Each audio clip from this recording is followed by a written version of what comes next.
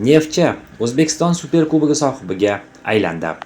Farg'onada katta bayram.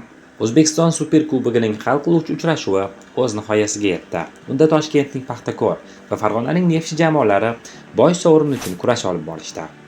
Neftchi uchrashuv startidan o'ziga xos futbol ko'rsatdi, ya'ni Superligadagi 100% natijadan ruhlangan Islombek Ismoilov shogirdlari bu uchrashuvning ham dastlabki daqiqalaridan tashabbusni o'z qo'llariga olishga intilishdi va 17-daqiqada ketma-ket hujumlar gol keltirdi.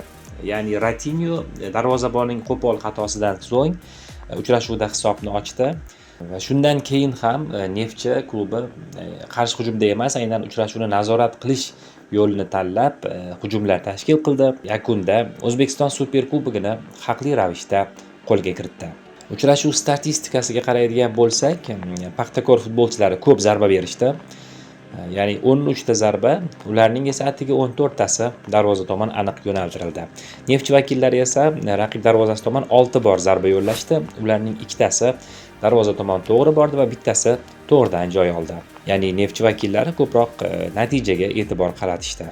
Uchrashuv murabbiylarning taktik jangi ham kuzatildi. Ya'ni Neftchi o'yinda deyarli nazorat qildi deyishimiz mumkin. Islombek Ismoilov Paxtakorni to'liq o'rganib chiqqanligi to'liq ko'rindi.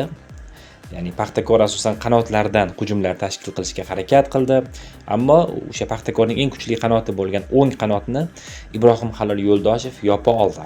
Ya'ni Dostonbek Hamdamov hamda Hoji Akbar Alijonovlarga bugun hech qanday imkoniyat qoldirilmadi. Va tabiiyki o'sha qanotlardan paslar ham bo'lmadi. Jarima maydoni tomon juda ham kam bo'ldi ular bo'lgan bo'lsa ham. Rustam Turdimurodov deyarli vaziyatlar kuzatilmadi. Ikkinchi bo'limda ham o'sha Neftchi vakillari hissiyotga berilib ketishmadi. Ya'ni Islombek Ismoilov hissiyotlarga berilmasdan g'alaba yo'lini tanladi. Va hattoki o'sha uchrashuvning eng yaxshi futbolchilaridan biri hisoblangan Jamshid Iskanderov ham zaxiraga olindi hattoki. Bu ham albatta taktik qaror edi. Barcha ikkinchi bo'limda Paxtakordan keskin o'zgarishlar kutgan edi. Ya'ni birinchi bo'limda o'yini chiqmayotgan jamoani yana ikkinchi bo'limda hech qanday o'zgarishsiz maydonga tushirish mening nazarimda xato edi. Ya'ni Kamoliddin Tojiyev ikkinchi bo'lim startida o'zgarishlarni amalga oshirib, o'yin suratini o'zgartirib yuborishi mumkin edi. Faqatgina 60-daqiqalardan keyingina Paxtakor o'zgarishlarni amalga oshirishni boshladi. Hattoki o'sha O'zbekiston terma jamoasi vakili hisoblangan Oybek Bozorov ham juda kech maydonga tushirildi. Taktik jihatdan Islombek Ismoilov Kamoliddin Tojiyevni mag'lubiyatga uchrata oldi bugun. O'zbekiston Superligasida 100% natija bilan boshlagan Neftchi endi O'zbekiston Superkubogini ham qo'lga kiritib, yangi g'alabalar sari dadil odimlamoqda va jamoa joriy mavsumda ham O'zbekiston chempionligi uchun asosiy da'vogar ekanligini hammaga namoyon eta oldi. Xo'sh, sizning fikringiz bu borada qanday? Ya'ni Neftchi joriy mavsumda ham O'zbekiston chempioni bo'la oladimi? Yoki chempionlik boshqa jamoaga nasib qiladimi? Fikringizni video izohiga yozib qoldirishingizni so'rab qolamiz. Yana bir bor farg'onalik muxlislarni ushbu g'alaba bilan tabriklaymiz.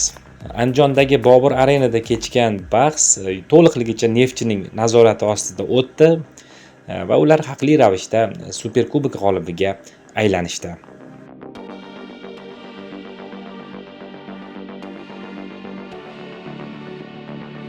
Azizlar, kanalimiz yangi.